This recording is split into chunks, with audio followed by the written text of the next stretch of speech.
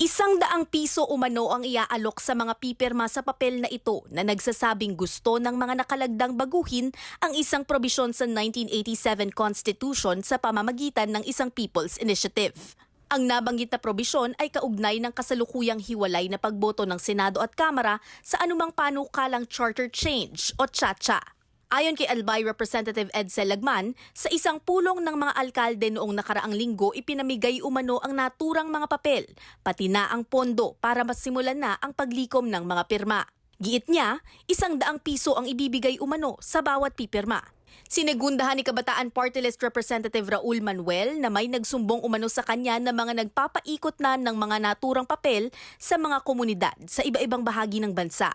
Nakasaad sa mga papel na lubos na naiintindihan ng mga pipirma ang magiging epekto kung boboto bilang isang kapulungan, imbis na hiwalay ang Senado at Kamara sa anumang panukalang amyenda sa konstitusyon.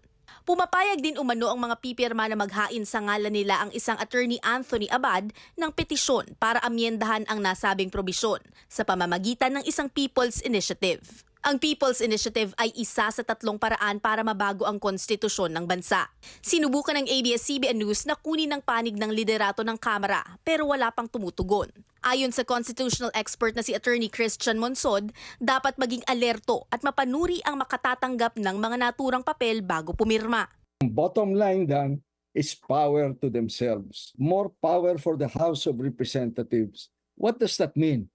Yan ba towards betterment of ng ating mga kababayan, yung mga mahihirap at saka yung inequality sa ating bayan? Nothing to do with that. Di ba? Dapat yan ang ating isipin. Itong ginagawa nila, ito ba, sino makikinabang dito? Tayo o sila? Paliwanag ni Monsod, kung boboto bilang isang kapulungan ang Senado at Kamara, mawawalan ng kapangyarihan ang Senado dahil 24 lamang ang mga senador, habang mahigit 200 ang miyembro ng House of Representatives. Nauna nang sinabi ni Speaker Ferdinand Martin Romualdez na isusulong ng House leadership ang pag-amyenda ng ilang economic provisions ng konstitusyon upang maging mas akma at napapanahon. Ngunit iginiit ni House Deputy Minority Leader Franz Castro at iba pang miyembro ng minority group na tututulan nila ang CHA-CHA. Dapat anyang unahing asikasuhin ng gobyerno ang presyo ng mga bilihin, ang kawalan ng prangkisa ng mga jeepney drivers, at ang patuloy na panghihimasok ng China sa West Philippine Sea. Katrina Domingo, ABS-CBN News.